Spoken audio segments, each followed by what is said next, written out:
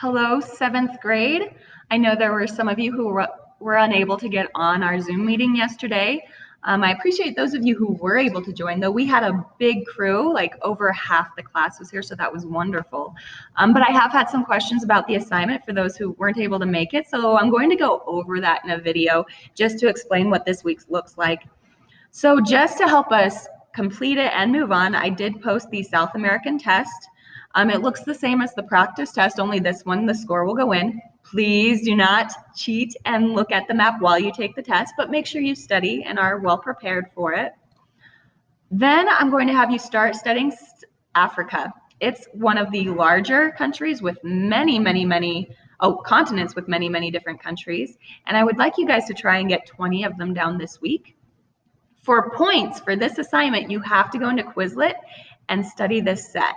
And I'm going to show you with Quizlet Teacher, I can see who is studying and when. So if I go to progress here, it gives me a name and shows me how many people have studied this week. So you see at least one person has already completed this assignment.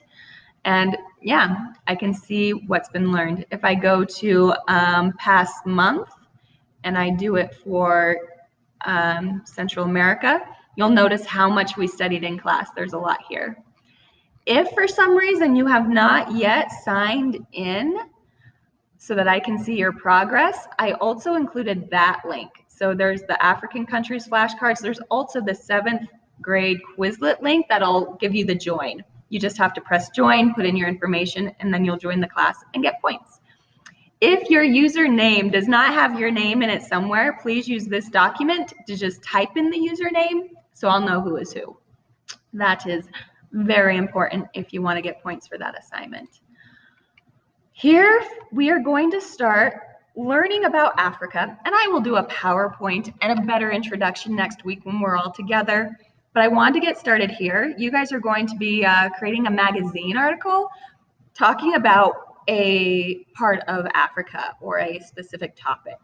So to break it down, I'm going to read this to you. In order to learn about Africa, its people, history, geography, events, and issues, I want you to create a magazine article telling about people all about Africa.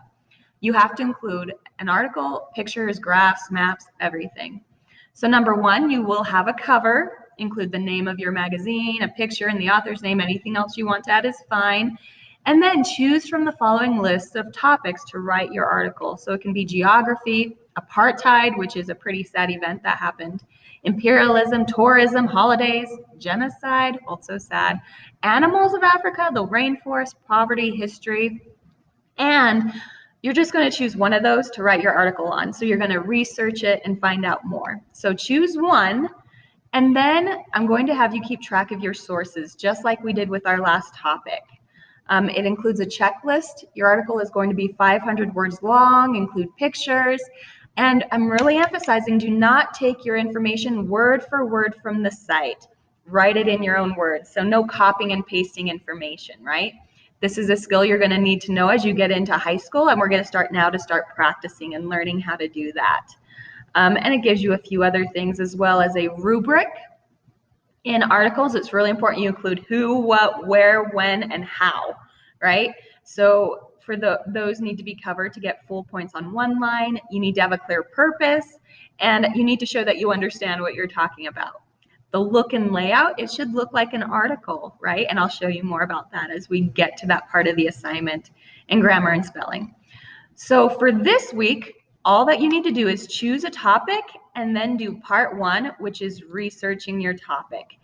It gives you a section here to write citation information, which is the author, name, title, date, URL, and website pretty much.